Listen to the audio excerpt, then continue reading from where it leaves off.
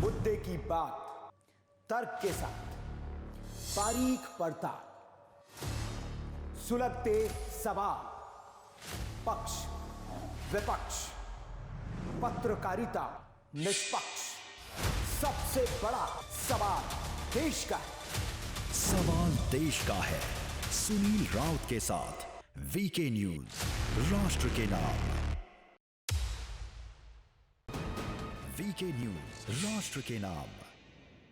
नमस्कार, आप देख रहे हैं वीके न्यूज। मैं हूं आपके साथ योगेश मिश्रा। बुलेटिन की शुरुआत करते हैं देश दुनिया की तमाम खबरों के साथ। खबर उत्तर प्रदेश के गाजियाबाद से है, जहां मुठभेड़ का मामला सामने आया, जहां बिजली के तार चोरी करने वाले गिरोह के साथ पुलिस की मुठभेड़ हो गई। वहीं पुलिस की मुठभेड़ में गिरोह के मुखिया को गोली लग गई है, जिसके बाद पुलिस ने कड़ी मशक्कत के बाद 6 आरोपियों को गिरफ्तार किया। साथ ही पुलिस ने चोरों के कब्जे से चोरी की सामान बरामद किया है। वहीं पुलिस ने गिरोह से पूछताछ की तो पता चला कि गिरोह चोर का सामान बेचते हैं। फिलहाल पुलिस ने सभी आरोपियों को जेल भेज दिया है। अगस्त 2023 को एक गांव है हिजरपुर भंडोला थाना क्षेत्र में भोजपुर में, वहाँ पे चोरी के उद्देश्य से कुछ चोर आए थे, जो कि जब गांव वालों ने उनको देखा तो वहाँ से अपनी गाड़ी और सब सामान वगैरह छोड़ करके वहाँ से भाग गए थे। इसके आधार पे भोजपुर पे एक मुकदमा पंजीकृत हुआ था, जिसके बाद टीमों का गठन किया गया और इसके बारे में जब गंता से जब छानबीन की गई है तो उसमें एक गैंग जो तार चोरी का गैंग है, जो कि एसटी लाइन और एलटी लाइन तार की चोरी करते हैं, उनका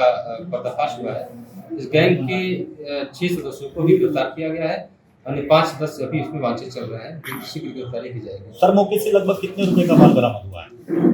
अभी इनकी निशानदेही पे लगभग 5 लाख के आसपास का माल बरामद हुआ है। इसमें एसटी लाइन के तार भी हैं और एलटी लाइन वाले भी हैं, जो कि उन्होंने बंडल बना करके कलहटा गाँव है। उत्तर प्रदेश के कन्नौज में एक बार फिर तेज रफ्तार का कहर देखने को मिला है, जहां कार ट्रैक्टर ट्राली में घुस गई, जिसमें 2 लोगों की मौत हो गई और 5 लोग गंभीर रूप से घायल हो गए। सूचना पर पहुंची पुलिस ने शव को पोस्टमार्टम के लिए भेज दिया और वहीं पुलिस ने सभी घायलों को इलाज के लिए जिला अस्पताल में भर्ती कराया। आजमगढ़ शहर कोतवाली क्षेत्र अंतर्गत कलेक्ट्रेट क्षेत्र में चर्च चौराहा और उसके आगे जजी कैंपस तक बुधवार को सुबह करीब 10 बजे से अतिक्रमण विरोध अभियान चलाया गया। इसके चलते सड़क किनारे छोटी दुकान चलाने वाले व्यापारियों में हड़कंप मच गया। वहीं कार्रवाई के विरोध में व्यापार मंडल के अध्यक्ष भी पहुंच गए। आपको बता दें कि नगरपालिका ईओ के नेतृत्व में कलेक्ट्रेट से जजी कैंपस तक अतिक्रमण अभियान चला।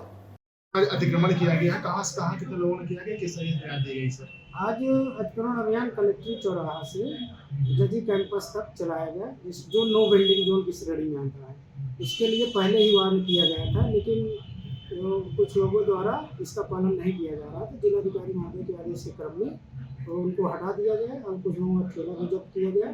उनको भविष्य में न लगाने की हिदायत देकर छोड़ दिया गया है। उनको कहा गया कि आप बिल्डिंग जोन में ही लगाएंगे। कुछ जुर्माना भी लगाया गया? सर, जुर्माना नहीं लगाया गया। जो चेतावनी दी गई कि अगर भविष्य में आप दोबारा लगाएंगे नो वेंडिंग जोन में तो आपको जुर्माना दंडित किया जाएगा। मैं व्यापार मंडल जिला अध्यक्ष पद्माकर वर्मा गुट्टू से।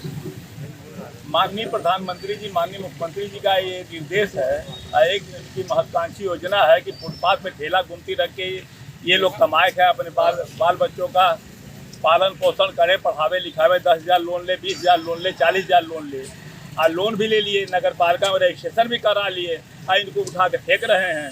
और जब अधिकारियों से कहा जा रहा है, जब नगर पालिका ईओ साहब से कहा गया है तो उन्होंने कहा डीएम साहब का आदेश है, कमिश्नर साहब का आदेश है, मानने को तैयार नहीं है। बुलडोजर लगा के फेंक रहे हैं। अभी लोग कहाँ जाएंगे भाई? हम लोग सिफारिश करेंगे, अगर इसे झगड़ा कर नहीं सकते, इसलिए कि ऐसी बानी बोलिए कि सबसे झगड़ा हो, उनसे झगड़ा मत करिए जो तुमसे तगड़ा हो। तो अधिकारी बहुत तगड़े हैं, सरकार भी तगड़ी है। अभी लगेगी बिल्डिंग भी, कुछ बोलिए तो घर गिर जाएगा। ईओ साहब का कहना है कि जो वेंडिंग जोन है उसमें वो व्यापार कर सकते हैं, लेकिन जो वेंडिंग जोन के पास कहीं है ही नहीं, कहीं दुकान बनवाए नहीं। आज तक ये 9 साल से दुकान बनवा के दे रहे, आज तक दुकान नहीं। मैं भी उसका सदस्य हूँ, आज तक ये दुकान बनवा के नहीं दे पाए। इनके पास जगह भी नहीं है कहीं की दे पावे। तो आप नदी किनारे बनाए हुए। अब नदी किनारे क्या हम करेंगे जाके? वहाँ नदी किनारे जाएंगे, नदी किनारे कौन जाएगा संभालने? तो अगला कदम क्या होगा आपका व्यापार मंडल? अगर नहीं करेंगे धरना प्रदर्शन किया जाएगा, अधिकारी से हाथ जोड़ा जाएगा, गोड़ पकड़ा जाएगा, पैर पकड़ा जाएगा, माननीय मुख्यमंत्री जी को, माननीय प्रधानमंत्री जी को ज्ञापन दिया जाएगा। गाजियाबाद जिले से लुधियाना और देहरादून जाने वालों के लिए सरकार की तरफ से बड़ी खुशखबरी मिली है। बता दें कि सरकार लंबे समय से हिंडन एयरपोर्ट से लुधियाना और देहरादून के लिए डायरेक्ट फ्लाइट की योजना बना रही थी, जो कि अब जाकर पूरी हुई है। यहाँ इससे पहले दिल्ली एनसीआर के लोगों को दिल्ली के हवाई अड्डे से देहरादून जाने के लिए घंटों इंतजार करना पड़ता था, लेकिन अब गाजियाबाद से देहरादून और लुधियाना फ्लाइट शुरू हो जाने से एनसीआर के लोगों को काफी राहत मिलने जा रही है, जिसका शुभारंभ केंद्रीय मंत्री वीके सिंह ने किया। देखिए, फ्लाइट जो है स्टार एयरलाइंस की जो गुलबर्गा और बेलगावी के लिए चल रही थी, उसमें कुछ टेक्निकल प्रॉब्लम उनको आ गई है, तो इसलिए वो फ्लाइट कुछ देर के लिए रुकी। वो फ्लाइट दोबारा चलेंगी और जहाँ तक मेरी खबर है, दोनों फ्लाइट दोनों जगह के लिए हमेशा फुल जा रही थी। अब लुधियाना की बहुत पुरानी डिमांड थी, पंजाब की कनेक्टिविटी की पुरानी डिमांड थी, तो पंजाब के अंदर लुधियाना के लिए अब शुरू हो रही है। हलवाड़ा के लिए कुछ दिनों में शुरू हो जाएगी, जैसे वहाँ का टर्मिनल कंप्लीट होता है। उसके बाद गंगानगर और भटिंडा, दो जगह और यहाँ से कनेक्टिविटी हम दे रहे हैं। साथ साथ हमारी पूरी कोशिश है कि पश्चिमी उत्तर प्रदेश की कनेक्टिविटी उत्तर प्रदेश में, बाकी उत्तर प्रदेश में भी बढ़े, उसके लिए भी प्रयास जारी हैं। अगले कुछ महीनों में आप देखेंगे कि वो फ्लाइटें भी यहाँ से चालू होंगी, ताकि सब लोगों को उसके अंदर सुविधा मिले। गाजीपुर जिले के परमवीर चक्र विजेता शहीद अब्दुल हमीद के सम्मान में करप्शन फ्री इंडिया गठबंधन के लोगों ने हामिद सेतु के पुल पर अपनी मांगों को लेकर अनिश्चितकालीन भूख हड़ताल पर बैठ गए हैं, जिसमें पिछले दिनों हमीद पुल के दोनों तरफ लगे उनके नाम के शिलापट लगा था, जो कि गायब हो गया, और इसके साथ ही उस पुल पर स्ट्रीट लाइटें नहीं लगाई गई, जिससे आने वाले राहगीरों को पुल पर अंधेरे का सामना करना पड़ता है, जिससे आए दिन पुल पर घटनाएं होती रहती है। भूख हड़ताल पर बैठे संगठन के लोगों से मिलने पहुंचे नायब तहसीलदार ने समाज सेवियों को आश्वासन देते हुए कहा कि जल्द ही उनकी मांगों को पूरा किया जाएगा।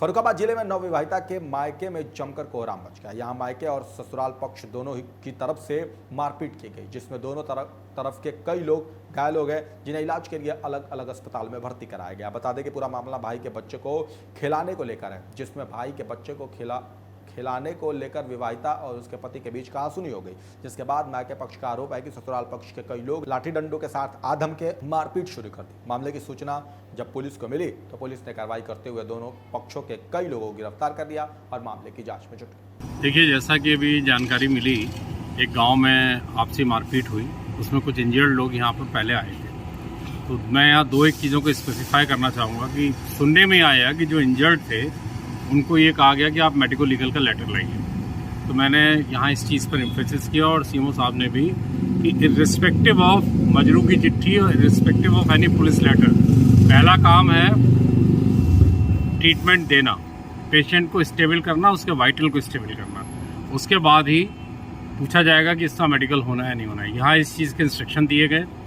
कुछ लापरवाही मिली, कुछ खामियां मिली, उस पर बहुत रोष व्यक्त किया हम लोगों ने, और कल इन जो चीज़ें जहाँ जहाँ गलत हैं उनके अगेंस्ट एक्शन लिया जाएगा। एक पर्सन था जिसके बारे में वी केम टू नो कि उसकी ड्रेसिंग में भी स्टिचिंग नहीं हुई है। Patient was taken back from ward to the emergency और उसकी स्टिचिंग हो रही है। तो मैं यहाँ ये आपके चैनल के माध्यम से ये स्पष्ट करना चाहूँगा कि district hospital emergency means any patient from anywhere. पूरे ज़िले का कोई भी मरीज अगर आता है तो सबसे पहले उसको मेडिकल ट्रीटमेंट दिया जाए, उसको स्टेबल किया जाए, उसके बाद ही फिर नेक्स्ट स्टेप्स हो जाए। इस बुलेटिन में फिलहाल इतना ही। देश और दुनिया की तमाम खबरों के लिए देखते रहिए वीके न्यूज। नमस्कार। वीके न्यूज, राष्ट्र के नाम।